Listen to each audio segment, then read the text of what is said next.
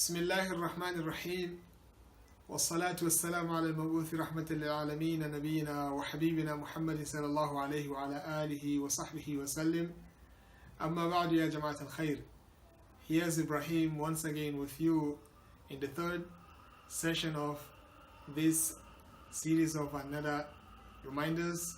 Today, inshallah, I will be dealing with an important topic, which is Al-Ikhlaas, through a hadith of the Prophet sallallahu alaihi wasallam that says, "Man ja'ala al-humuma hamman wahida, kafahu Allahu ma hammahu min umuri dunya.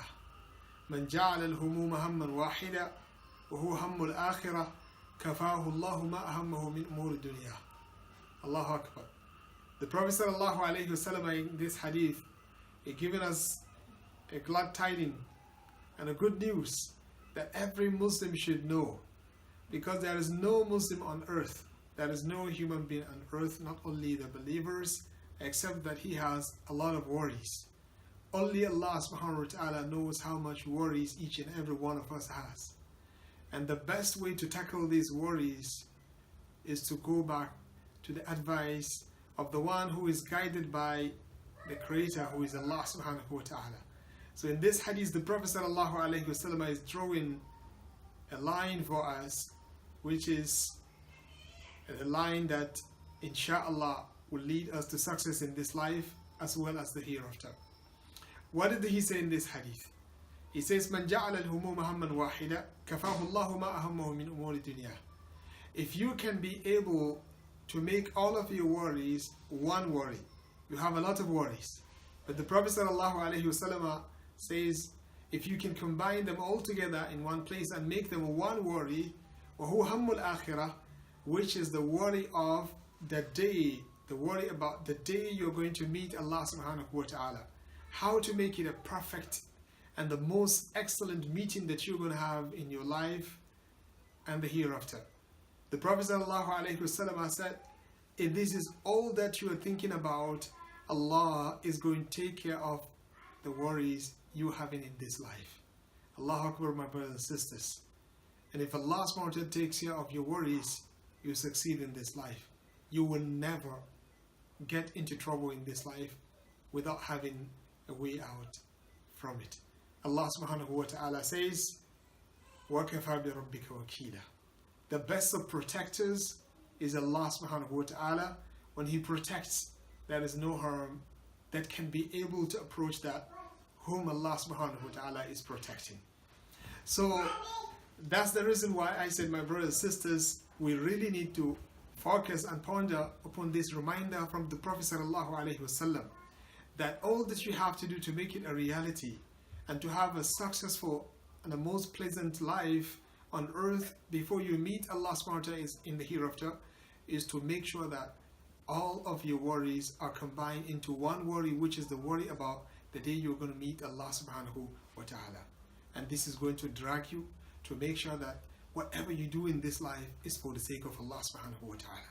That's why Allah subhanahu wa ta'ala in the Quran, in the last part of Surah Al-Kahf, Allah subhanahu wa ta'ala says, قُلْ إِنَّمَا أَنَا بَشَرٌ مِثْلُكُمْ يُوحَى إِلَيَّ أَنَّمَا إِلَهُكُمْ إِلَهٌ وَاحِدٌ فَمَنْ كَانَ يَرْجُو لِقَاءَ رَبِّهِ فَلْيَعْمَلْ عَمَلًا صَالِحًا وَلَا يُشْرِكْ بِعِبَادَةِ رَبِّهِ أَحَدًا.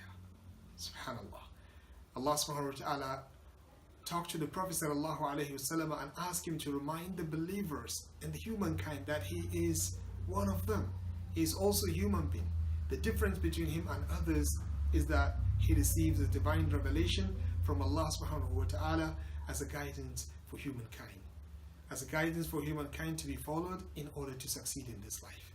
And then Allah subhanahu wa ta'ala says, فَمَنْ كَانَ يَرْجُو لِقَاءَ رَبِّهِ فَلْيَعْمَلْ عَمَلًا صَالِحًا وَلَا يُشْرِكْ بِعِبَادَةِ رَبِّهِ أَحَدًا. Allah subhanahu wa ta'ala says, whoever wants the meeting between him and Allah subhanahu wa ta'ala to be excellent, whoever wants the meeting between him and Allah subhanahu wa ta'ala to be perfect, whoever wants the meeting between him and Allah subhanahu wa ta'ala to be so great, to be the moment of happiness, he must make sure that his deeds on earth are righteous. What is a righteous deed? Fudail ibn Iyad, one of the righteous scholars, said, the righteous deed is any deed that is based on the taqwa of Allah subhanahu wa ta'ala, meaning it is based on ikhlaas, you do it for the sake of Allah subhanahu wa ta'ala, and also according to the sunnah of the Prophet sallallahu alayhi wa sallam. He said, أصوبه وأخلصه لله. إذا كان صائما, it means it is based on the sunnah of the Prophet sallallahu alayhi wa sallam. إذا كان مخلصا فيه, it means it is based on the ikhlas. You're doing it for nobody except for Allah subhanahu wa ta'ala. So let's, brothers and sisters, all of us, make sure that whatever we do in this life is solely meant for the sake of Allah subhanahu wa ta'ala, in order to attain this great news in the hereafter, bi'idhnillahi ta'ala, and to maintain a success in this life. With that, I will say, my brothers and sisters, hoping to see you inshallah in the next session soon, bi'idhnillahi ta'ala. Barakallahu feekum. Subhanakallahumma wa bihamdika ashhadu an la ilaha illa anta